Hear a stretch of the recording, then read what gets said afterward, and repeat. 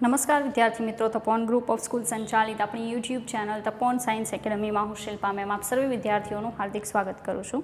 ચાલો, આપણે આયનિક સંતુલન જે છે એ લાસ્ટમાં ફિનિશ કર્યું. એના MCQ જોત આપણે નો ડાઉટ, પણ MCQ જેટલા પણ મેં કરાવેલા છે બરાબર એ ટાઈપના જ એક્ઝામમાં પૂછાય છે, એટલે વધારે MCQ જોવાની કોઈ જરૂર નથી. અને જો તમને પ્રોબ્લેમ હોય તો આપણી ઝૂમ મિટિંગમાં, અધરવાઇઝ તમે વોટ્સઅપ કરી શકો. હા, વોટ્સઅપમાં ક્યારેક એવું બનશે કે ઇનકેસ મેં આન્સર નહીં આપ્યો હોય, પણ જ્યારે મને ટાઈમ મળશે ત્યારે હું ચોક્કસથી આન્સર આપીશ. બરાબર, ચલો. હવે અત્યારે આપણે એક નવું ચેપ્ટર સ્ટાર્ટ કરીએ છીએ, નામ છે થર્મોડાયનામિક્સ. બરાબર, અને ગુજરાતીમાં થર્મોડાયનામિક્સ, ગુજરાતીમાં ઉષ્માગતિશાસ્ત્ર. ઓકે, ચાલો. ગુજરાત બોર્ડમાં NCERTની બુકમાં તમે આ ચેપ્ટર જોઈ ગયા છો. રેડી? ચાલો, આપણે સ્ટાર્ટ કરશું. થર્મોડાયનામિક્સ છે એની ડેફિનેશન. તો નોર્મલી એવું કહી શકાય કે થર્મોડાયનામિક્સ જે છે એ રસાયણ વિજ્ઞાનની એવી બ્રાન્ચ છે, એવી શાખા છે કે જેમાં ઉષ્માના વિવિધ સ્વરૂપો અને તેના આંતર રૂપાંતરણો, ઇન્ટરકન્વર્ઝન જે છે એનું સ્ટડી કરવામાં આવે છે. એટલે આપણે શું કહી શકીએ કે ઉષ્માગતિશાસ્ત્ર એ રસાયણ વિજ્ઞાનની શાખા છે જેમાં ઉષ્માના વિવિધ સ્વરૂપો અને તેના આંતર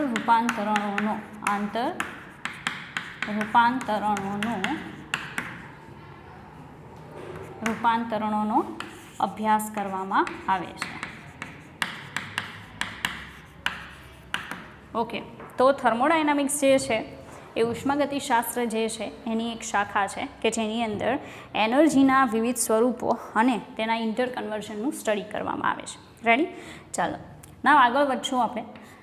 એમાં મુખ્ય શું જોવામાં આવે છે તો આઈ થિંક તમે સ્ટડી કરી ગયા છો. સરે તમને કીધું હશે કે નોર્મલી એમાં જે મેઇન હોય છે, બરાબર, જેને કહેવામાં આવે છે પ્રણાલી. હવે પ્રણાલી જે છે, બરાબર છે, એ શું હોય તો નોર્મલી એવું કોઈ પાત્ર, અધરવાઇઝ તમે ટેસ્ટ ટ્યુબ લઈ શકો કે જેની અંદર જે તે રાસાયણિક પ્રક્રિયા પોસિબલ બને છે એને શું કહેવામાં આવશે? પ્રણાલી કહેવાય. ઇંગ્લિશમાં એને સિસ્ટમ કહેવાય. પછી આ જે બાઉન્ડ્રી દેખાય છે, મતલબ નોર્મલી તમે ટેસ્ટ ટ્યુબ લઈ લો તો ટેસ્ટ ટ્યુબ જે છે એનું કાચનું જે લેયર છે, બરાબર, એને શું કહેવાય? બાઉન્ડ્રી. તો અહીંયા આ પ્રણાલીની બાઉન્ડ્રી અથવા ગુજરાતીમાં હદરેખા છે. શું છે? હદરેખા. ઓકે, એની આસપાસ આજે તમે જુઓ છો એને પર્યાવરણ કહેવાય. શું કહેવાય? પર્યાવરણ. બરાબર. હવે એ પર્યાવરણ જે છે એ પણ આવી ગયો, અને એના સિવાયનો જે બાકીનો ભાગ છે એને યુનિવર્સ કહેવાય. શું કહેવાય? યુનિવર્સ. મતલબ ગુજરાતીમાં વિશ્વ કહેવાય. શું કહેવાય? વિશ્વ. તો મેઇન વસ્તુ આ છે. એક તમે પ્રણાલી જોશો, સેકન્ડ હદરેખા, આસપાસ પર્યાવરણ, એટમોસ્ફિયર, અને એ બધું જ જેમાં આવી જાય એને શું કહેવાય? વિશ્વ, અથવા તો શું કહેવામાં આવશે? યુનિવર્સ કહેવામાં આવે છે. બરાબર છે? ચાલો, આ લાઈન સેજ ત્રાસી છે જે આપણે સીધી કરશું. ઓકે, તો આપણે કંઈક આ રીતે દર્શાવી શકીએ. ઓકે, ચાલો. તો આટલી વાત થઈ. આગળ વધશું. હવે નોર્મલી પ્રણાલી જે છે એના પ્રકાર સરે તમને કીધા હશે, બરાબર છે, તેમ છતાંય આપણે થોડુંક જોઈ જશું, બરાબર, કે જેથી તમને વધારે ખ્યાલ આવે. ચાલો, પ્રણાલીના પ્રકાર. બરાબર. હવે પ્રણાલી જે છે એના 3 પ્રકાર આવશે. ફર્સ્ટ વન જે છે, બરાબર, એને કહેવામાં આવશે ખુલ્લી પ્રણાલી. ખુલ્લી પ્રણાલી. હવે ખુલ્લી પ્રણાલી જે છે એનો મતલબ તમે શું કરી શકો? તો એનો મતલબ એવો થશે કે આપણે હમણાં જે આ દર્શાવ્યું હતું, બરાબર, કે આ પ્રણાલી છે, આ શું છે? પર્યાવરણ છે. આ શું છે? પ્રણાલી. તો સાંભળજો, પર્યાવરણ અને પ્રણાલી વચ્ચે ઉષ્મા અને દ્રવ્યનો વિનિમય શક્ય બને. મેં ડબલ એરો બંને સાઈડ એરો બતાવેલા છે, મતલબ ઉષ્મા અને દ્રવ્ય છે એનું અંદર બહાર આવજા પોસિબલ બને તો એને ખુલ્લી પ્રણાલી કહેવાય. દ્રવ્ય અને ઉષ્મા, બરાબર, એ બંનેનો પ્રણાલી અને પર્યાવરણ વચ્ચે વિનિમય છે પોસિબલ બને તો એને શું કહેવાય? ખુલ્લી પ્રણાલી. ચાલો, હવે ખુલ્લી પ્રણાલીમાં ઉદાહરણ તમે શું લઈ શકો? તો એક બહુ સિમ્પલ લઈ લો, કોફી કપ. કોફીનો કપ, સિમ્પલ. કોફીનો કપ છે ને બિલકુલ ઢાંકવામાં ન આવે તો એ ખુલ્લી પ્રણાલી છે. અંદરથી વોટર વેપર્સ છે એટમોસ્ફિયરમાં જશે, જે એનર્જી છે એ પણ એટમોસ્ફિયરમાં જશે, એટમોસ્ફિયરમાંથી અંદર એડ થઈ શકે. ઓકે, નાવ સેકન્ડ, બંધ પ્રણાલી. બરાબર, ચાલો હવે બંધ પ્રણાલી જોવી હોય તો કઈ રીતે? તો નોર્મલી આ આપણી પ્રણાલી છે, આ શું છે? પર્યાવરણ. બરાબર, તો પ્રણાલી અને પર્યાવરણ વચ્ચે ઉષ્માનો વિનિમય પોસિબલ થશે, એનર્જીનો વિનિમય થઈ શકશે ઉષ્મા, પણ દ્રવ્યનો વિનિમય થશે નહીં. દ્રવ્યનો વિનિમય પોસિબલ બનતો નથી, એને બંધ પ્રણાલી કહેવાય. ચાલો, બંધ પ્રણાલીનું ઉદાહરણ શું? તો સ્ટીલના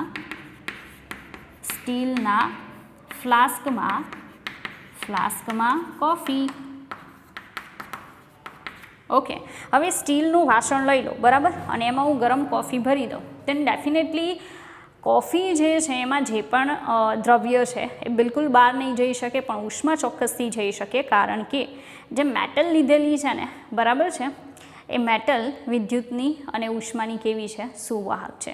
એટલે ઉષ્માનો વિનિમય પ્રણાલી અને પર્યાવરણ વચ્ચે પોસિબલ બનશે. બરાબર, ચાલો ત્રીજા નંબરનું આપણે જોઈએ અને એ છે નિરાળી પ્રણાલી. નિરાળી પ્રણાલી. ચાલો, નિરાળી પ્રણાલી એટલે શું? ફરી પાછું એઝ ઇટ ઇઝ, આ જે છે આપણી શું છે? પ્રણાલી. આને શું કહેવાય? તો પર્યાવરણ. તો એટલું યાદ રાખજો, નિરાળી પ્રણાલી છે એમાં પર્યાવરણ અને પ્રણાલી વચ્ચે ઉષ્મા કે દ્રવ્યનો વિનિમય, બેમાંથી એક પણનો વિનિમય શક્ય નથી. આ એક આદર્શ કન્ડિશન છે અને હકીકતમાં આ આદર્શ કન્ડિશન છે ને લોંગ ટાઈમ સુધી મેન્ટેન કરવી ઇટ્સ નોટ પોસિબલ. બરાબર, બહુ સારું એક્ઝામ્પલ છે એ છે થર્મોસ ફ્લાસ્કમાં કોફી. તો નોર્મલી તમે જોયું હશે કે ચિલ વોટર છે એના માટે પણ થર્મસ આવે જે પાણીને ઠંડુ રાખશે, અને જે ગરમ ચા કે કોફી રાખવા માટે થર્મસ ફ્લાસ્ક આવે એ પણ હોય છે. બરાબર, અને એ જે છે એ નોર્મલી એક નિરાળી પ્રણાલીનું એક્ઝામ્પલ છે, આદર્શ કન્ડિશન છે, અને એ આદર્શ કન્ડિશન છે એને મેન્ટેન કરવી લોંગ ટાઈમ સુધી પોસિબલ નથી. બરાબર,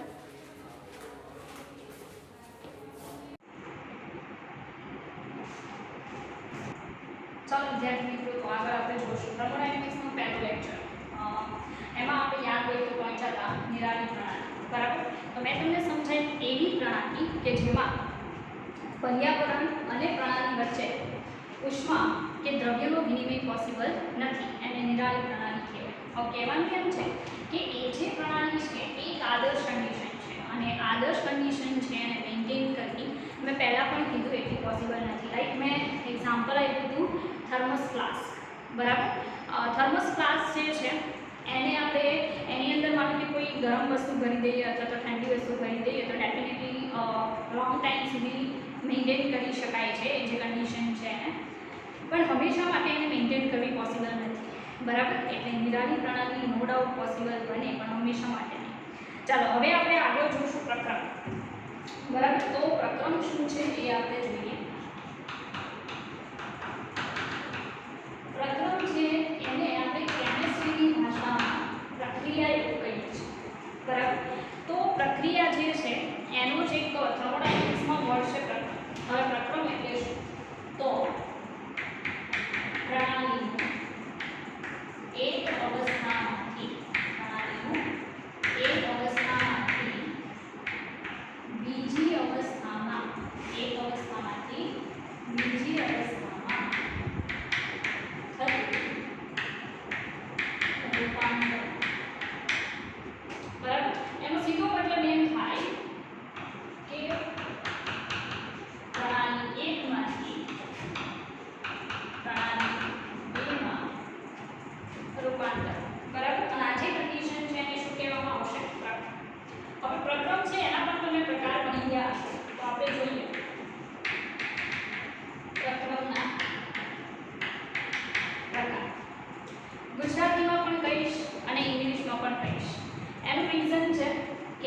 એક્ઝામની અંદર ઘણીવાર એ લોકો પ્રોનાઉન્સિએશન જે છે બરાબર એ ક્વેશ્ચનમાં મૂકી દે છે. ઓકે, ચાલો તો અહીંયા હું એમ કહી શકું પ્રકરણના પ્રકારની અંદર પહેલા નંબરનું સમતાપી પ્રકરણ. સમતાપી પ્રકરણ જેને ઇંગ્લિશમાં કહેવામાં આવે છે આઇસોથર્મિક પ્રોસેસ. આઇસોથર્મિક પ્રોસેસ. ઓકે, ચાલો હવે આઇસોથર્મિક પ્રોસેસનો મતલબ મારે શું કાઢવાનો કે ડેલ્ટા ટી ઓર ડીટી બરાબર ઇઝ ઇક્વલ ટુ કર દો, ચાલશે બને ઇઝ ઇક્વલ ટુ 0. મતલબમાં કે ટેમ્પરેચર કેવું હશે અચળ અને પ્રણાલી એક અવસ્થામાંથી ક્યાં જશે બીજી અવસ્થા. ઓકે, મતલબ કે ટેમ્પરેચર અચળ હોય તો એનો તફાવત કેટલો થાય 0. ચાલો એ જ રીતે સેકન્ડ નંબરનો આવશે સમતાપી પ્રકરણ બરાબર જેને કહેવામાં આવશે આઇસોબેરિક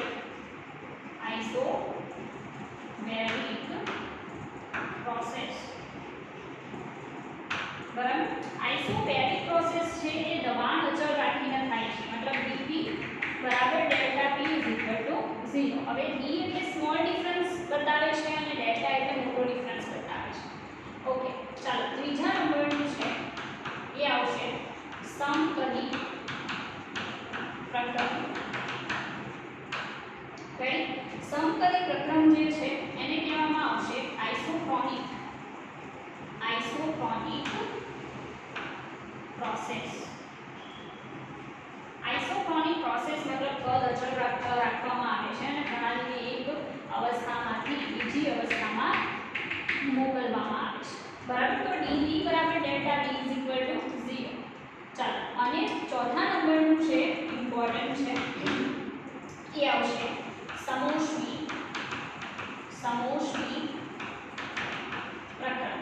બરાબર, સમોષ્મી પ્રકરણ જે છે એને કહેવામાં આવશે એડિયાબેટિક પ્રોસેસ.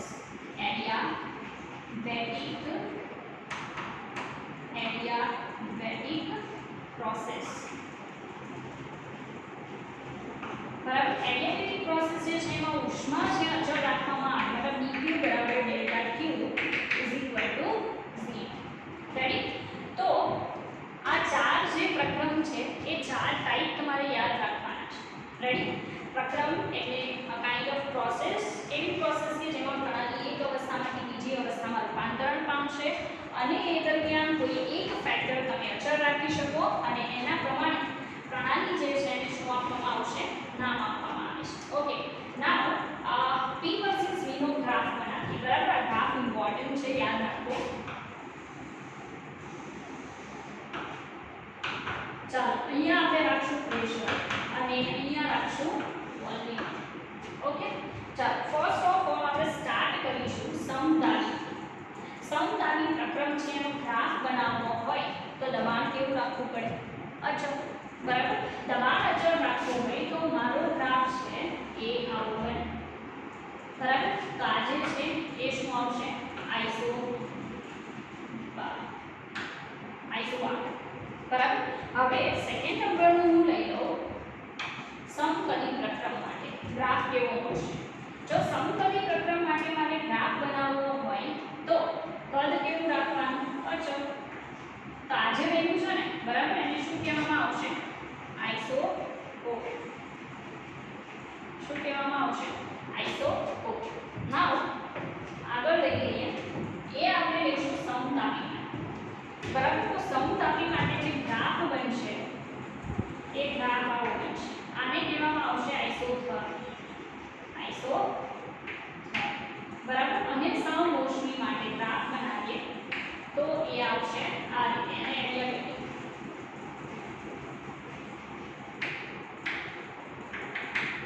બરાબર, તો આ ગ્રાફ છે ગ્રાફને ક્યારેક ભૂલો નહીં કારણ કે એક્ઝામની અંદર એ લોકો પ્રિફર કરી શકે છે આ ગ્રાફ.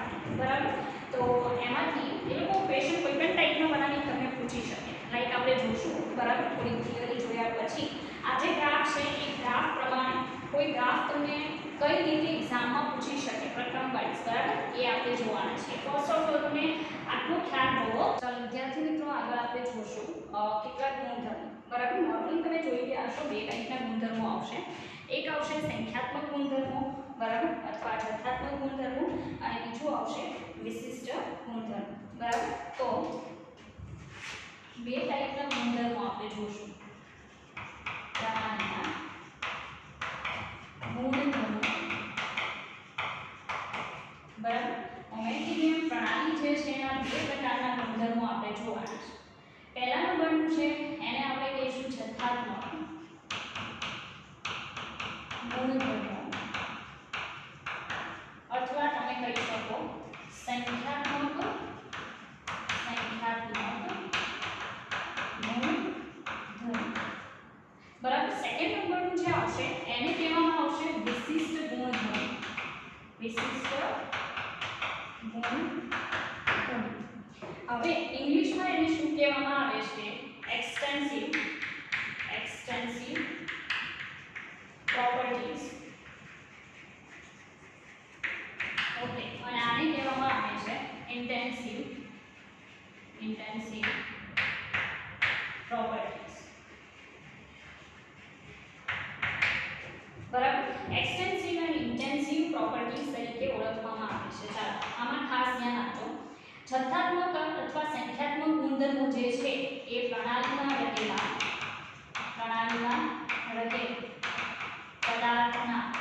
પદાર્થના જથ્થા પર આધાર રાખે છે. જથ્થા પર આધાર રાખે છે. જ્યારે ઇન્ટેન્સિવ પ્રોપર્ટીઝ જે છે, વિશિષ્ટ ગુણધર્મો, એ બિલકુલ પ્રણાલીમાં રહેલા પદાર્થના જથ્થા પર આધારિત નથી, પરંતુ તેની રચના પર આધાર રાખે છે. તેની રચના પર આધાર રાખે છે.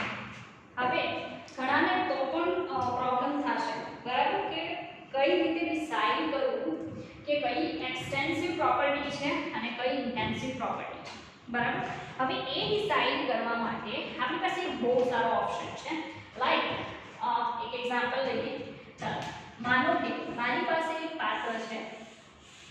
આ પાત્રની અંદર મેં કોઈ પણ પદાર્થ રાખ્યો છે અને આ મારી શું છે? પ્રણાલી છે, બરાબર. પ્રણાલી 1 છે. હવે એ પ્રણાલીમાં મેં 300 કેલ્વિન તાપમાને પદાર્થ રાખ્યો છે, બરાબર. 2 લિટર પદાર્થ રાખ્યો છે અને 1 એટમોસ્ફિયર જેટલું પ્રેશર રાખેલું છે, બરાબર. હવે હું શું કરીશ કે જે પણ પદાર્થ મેં અંદર લીધેલો છે પ્રણાલીમાં એને 2 સરખા ભાગમાં વહેંચી દઈશ. મતલબ આ પાત્ર જે છે એ પાત્રને 2 સરખા ભાગમાં હું વહેંચી દઉં, બરાબર. તો કન્ડિશન શું થશે? ચાલો જો. તો અહીંયા તમે જોઈ શકો આ પ્રણાલીને 2 ભાગમાં વહેંચી નાખી. તો ટેમ્પરેચર અહીંયા કેટલું હોય? 300 કેલ્વિન. અહીંયા પણ કેટલું હોય? 300 કેલ્વિન. અહીંયા 1 લિટર આવશે. અહીંયા કેટલું લિટર? 1 લિટર. અહીંયા 1 એટમોસ્ફિયર પ્રેશર. અહીંયા પણ 1 એટમોસ્ફિયર પ્રેશર. હવે ધ્યાન આપજો પ્રોપર જે પણ કહું છું એમાં, બરાબર. મેં એવું કીધું કે મેં એક પદાર્થને પ્રણાલીમાં લીધો, 300 કેલ્વિન ટેમ્પરેચર, 2 લિટર એનું વોલ્યુમ લીધું અને 1 એટમોસ્ફિયર પ્રેશર લીધું. ઓકે. નાઉ પછી શું કર્યું કે એ પાત્રને 2 ભાગમાં મેં ડિવાઈડ કર્યું. તો જે પણ પદાર્થ ભરેલો છે 2 ભાગમાં વહેંચાઈ જશે સરખા. ટેમ્પરેચર બંને ભાગનું 300 થાય. લિટર બંનેનું 1 લિટર થશે. મતલબ લિટર વહેંચાઈ. લિટરે કોના ઉપર ડિપેન્ડ કર્યું? જથ્થા ઉપર આધાર રાખ્યો. તાપમાન તમે જોઈ શકો છો બિલકુલ જથ્થા પર આધાર રાખતું નથી, બરાબર છે. પ્રેશરની વાત કરું તો પ્રેશર 1 એટમોસ્ફિયર બંને ઉપર લાગે છે, તો એ પણ જથ્થા પર આધાર રાખતું નથી. તો સીધી વાત છે કે આ જે છે એ જથ્થા પર આધારિત નથી. જથ્થા પર આધારિત નથી. આ છે એ જથ્થા પર આધારિત છે. જથ્થા પર આધારિત છે. જ્યારે લાસ્ટ વન છે એ પણ જથ્થા પર આધારિત નથી. જથ્થા પર આધારિત નથી.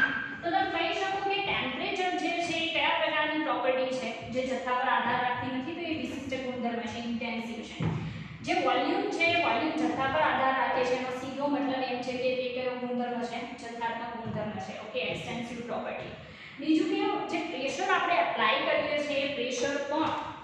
જથ્થા ઉપર ડિપેન્ડ કરતું નથી, એટલે એ ઇન્ટેન્સિવ પ્રોપર્ટી છે. તો બહુ સિમ્પલ વસ્તુ છે કે જ્યારે તમારે ડિસિઝન લેવાનું હોય કે આ ઇન્ટેન્સિવ પ્રોપર્ટી છે કે એક્સટેન્સિવ પ્રોપર્ટી છે, ત્યારે શું કરવું કે વિચારો કે ભાઈ મારો જે પદાર્થ છે બરાબર, એ પદાર્થને હું બે સરખા ભાગમાં ડિવાઈડ કરું તો પહેલા જે કેરેક્ટરિસ્ટિક હતી, મતલબ જે પ્રાઇસ જોવા મળતી હતી જે તે ગુણધર્મની, એમાં ચેન્જ આવે છે અથવા નથી આવતો.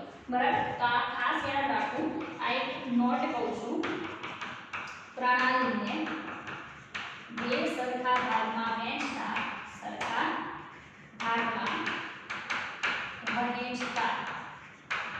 મૂલ્ય બદલાય છે. જ્યારે અહીંયા શું આવશે કે પ્રણાલીને બે સરખા ભાગમાં વહેંચતા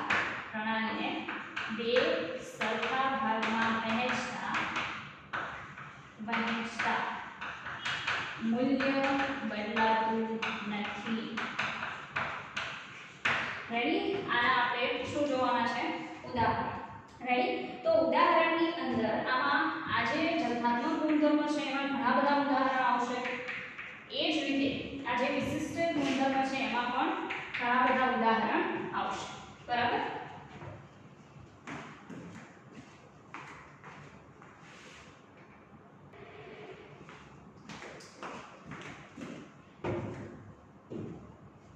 ચાલો ઉદાહરણ જોઈએ. ઉદાહરણની અંદર આ જે જથ્થાત્મક ગુણધર્મો છે એમાં કયા કયા એક્ઝામ્પલ આપણે મૂકી શકીએ એની વાત કરીએ તો અહીંયા આવશે મુક્ત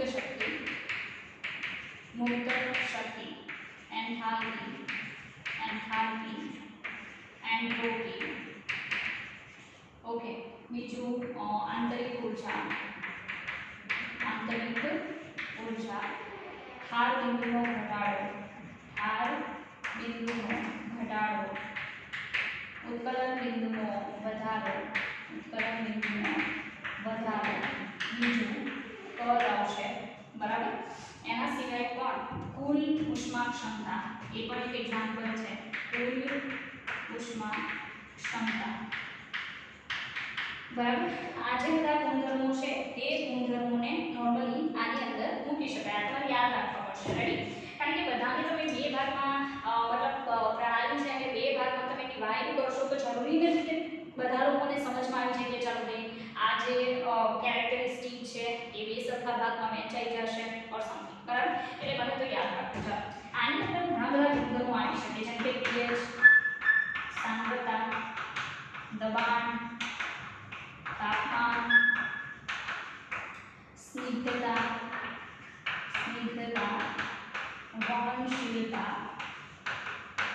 વહનશીલતા, pH આખું.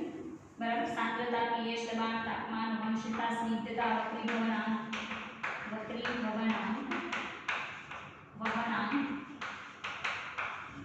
બરાબર? ત્યાર પછી અન્યમાં ઉત્કલન બિંદુ, હાર બિંદુ. બરાબર? એના સિવાય મોલર ઉષ્મા ક્ષમતા, એના સિવાય વિશિષ્ટ ઉષ્મા ક્ષમતા, બરાબર? તો આ જેટલા પણ ગુણધર્મો તમે જોવો છો એ બધા જ ગુણધર્મો એ નોર્મલી એના એક્ઝામ્પલની અંદર આવશે. બરાબર? વિશિષ્ટ ગુણધર્મોમાં આવશે. આ એવી કેરેક્ટરિસ્ટિક્સ છે કે જે તમે પ્રણાલીને બે સરખા ભાગમાં ડિવાઈડ કરો ને તો પણ ફેર પડશે નહીં. જે પ્રાઇસ એક ભાગમાં હશે સેમ પ્રાઇસ બીજા ભાગમાં તમને જોવા મળશે. તો આ બહુ ઇમ્પોર્ટન્ટ છે કે એક્ઝામની અંદર ઘણીવાર એ લોકો પૂછે છે કે આપેલા ચારમાંથી ઇન્ટેન્સિવ પ્રોપર્ટી કઈ, અધરવાઇઝ એક્સટેન્સિવ પ્રોપર્ટી કઈ. તો જો તમને એક્ઝામ્પલ યાદ છે તો ડેફિનેટલી તમે ફટાફટ આન્સર આપી શકો બીકોઝ આમાં કોઈ ગણતરી કરવાની આવતી નથી. જસ્ટ સમજીને યાદ રાખવાનું છે. રેડી? તો સ્ક્રીનશોટ લેવો અને પ્રોપર લખો.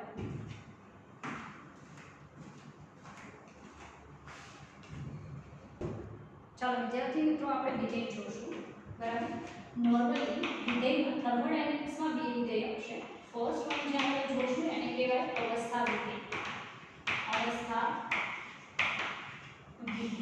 ચાલો અવસ્થા વિધેય નોર્મલી આપણે કોને કન્સિડર કરી શકીએ તો એવા ગુણધર્મો કે જે પ્રણાલી એક અવસ્થામાંથી બીજી અવસ્થામાં જે પરિવર્તન એટલે કે રૂપાંતરણ પામે છે. બરાબર? એ રૂપાંતરણ કઈ રીતે મતલબ કઈ મેથડથી પ્રણાલી એક અવસ્થામાંથી બીજી અવસ્થામાં જાય છે એ મેથડ પર ડિપેન્ડ નથી કરતા, ફક્ત પ્રણાલી એક અવસ્થામાંથી કઈ બીજી અવસ્થા પ્રાપ્ત કરે છે એ અવસ્થા ઉપર આધાર રાખે છે. એવા જે ગુણધર્મો છે એને શું કહેવાય? અવસ્થા વિધેય કહેવાય. તો નોર્મલી આપણે એમ કહી શકીએ પ્રણાલીના એવા ગુણધર્મો કે જે પ્રણાલીનું એક અવસ્થામાંથી બીજી અવસ્થામાં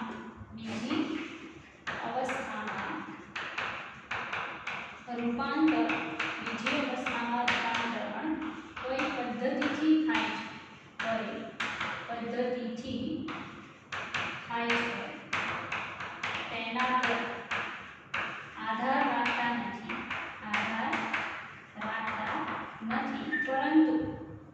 પરંતુ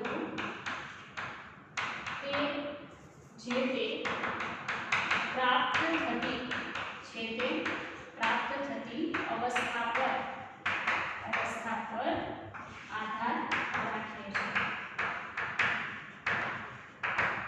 હવે પ્રણાલી જે છે એની કેટલાક કેરેક્ટરિસ્ટિક છે જે એની અવસ્થા પર ડિપેન્ડ કરે છે. અવસ્થા પ્રાપ્ત કરવાની જે મેથડ છે મેથડ પર બિલકુલ ડિપેન્ડ કરતી નથી. એના માટે એક્ઝામ્પલમાં કયા ગુણધર્મો રાખવાના યાદ એ બરાબર. તો ગુણધર્મોમાં આવશે કે નોર્મલી એક ચાવી બનાવી છે બરાબર. એ ચાવી છે HP TV સેજ ધીમું રાખો. ફરી પાછું HP TV સેજ ધીમું રાખો બરાબર. તો આના પરથી કયા બનશે? H એટલે એન્થાલ્પી બરાબર. બીજું દબાણ, તાપમાન, કદ બરાબર, એન્ટ્રોપી, ત્યાર પછી આંતરિક ઉર્જા અને શું આવશે તો મુક્ત શક્તિ. આ મૂળ સ્વરૂપમાં જે ફેક્ટર્સ છે એ જ બરાબર. તેના તફાવત લેવાના નહીં. મતલબ આપણે આ બિંદુમાં ઘટાડો, ઉત્કલન બિંદુમાં વધારો, એ ડિફરન્સ લીધા કહેવાય બરાબર છે. એવા ડિફરન્સ બિલકુલ નહીં લેવાના. મૂળ સ્વરૂપમાં જે પ્રાઇસ આવતી હોય બરાબર છે એ પ્રાઇસ નોર્મલી રહેશે બરાબર છે. ફરી પાછું HP TV સેજ ધીમું રાખો, એન્થાલ્પી, દબાણ, તાપમાન, કદ, એન્ટ્રોપી, આંતરિક ઉર્જા અને મુક્ત શક્તિ. ચાલો બીજું કયું આવશે? તો બીજા નંબરનું જે છે આ અવસ્થા વિધેય હતું.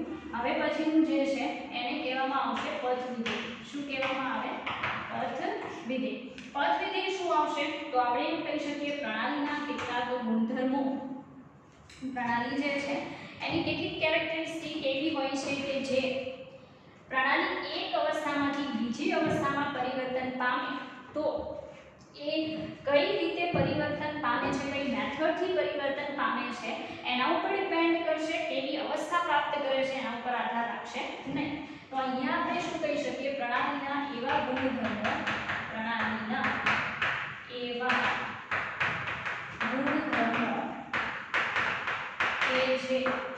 કે જે પ્રણાલીનું એક અવસ્થામાંથી બીજી અવસ્થામાં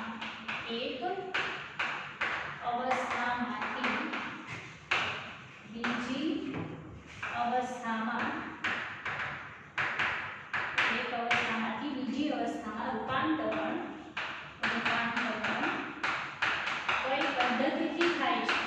કઈ પદ્ધતિથી થાય છે, તેના પર આધાર રાખે છે બરાબર. કે કઈ અવસ્થા પ્રાપ્ત કરે છે એના ઉપર આધાર નથી રાખતું, પણ કઈ રીતે અવસ્થા પ્રાપ્ત કરે છે તેના પર આધાર રાખે છે.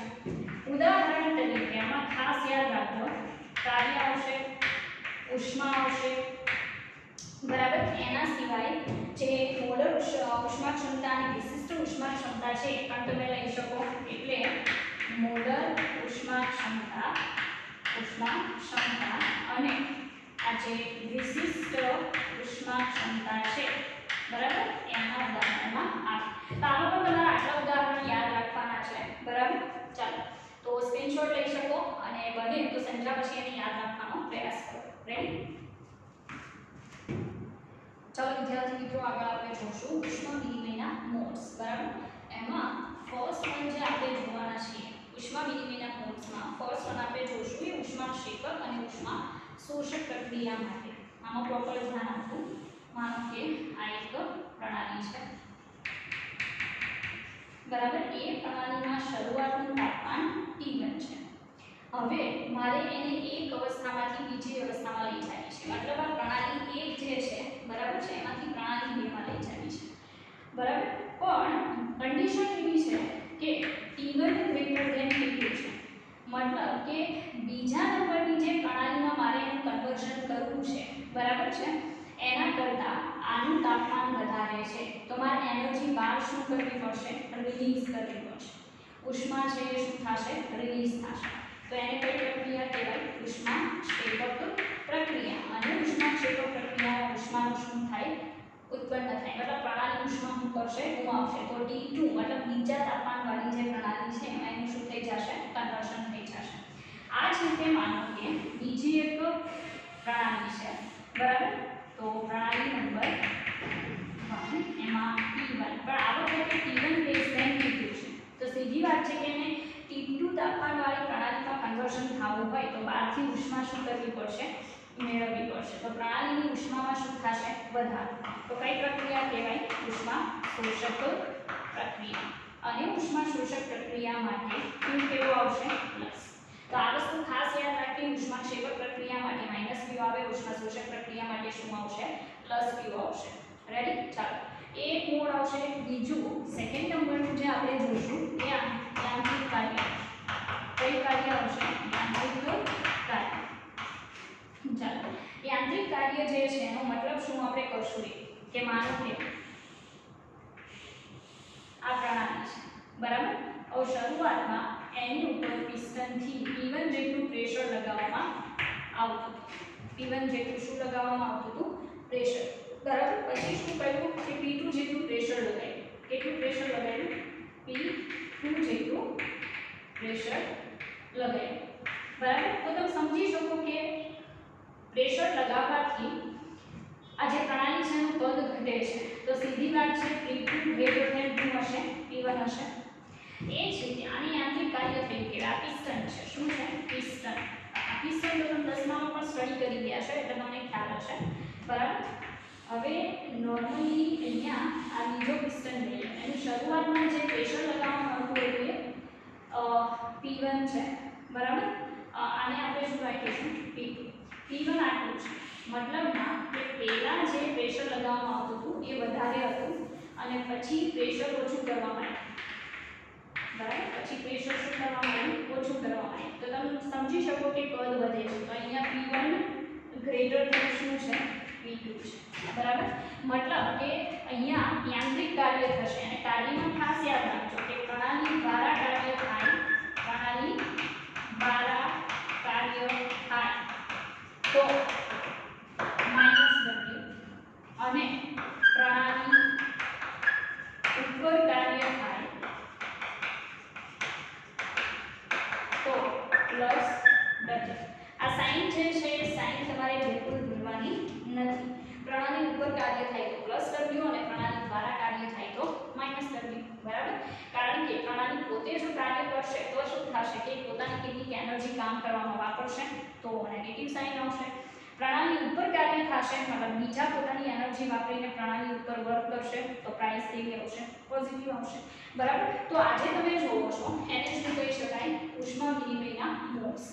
ફર્સ્ટ ઉષ્માક્ષેપક, ઉષ્મા શોષક ટાઈપનું. સેકન્ડ જે છે યાંત્રિક કાર્યની વાત કરીએ તો એમાં પિસ્ટન એક્ઝામ્પલમાં આવશે. પ્રેશર વધારી શકાય, ઘટાડી શકાય, કાર્ય થશે, પ્રણાલી પોતે પણ કામ કરી શકે, અધરવાઇઝ પ્રણાલી ઉપર કાર્ય થાય.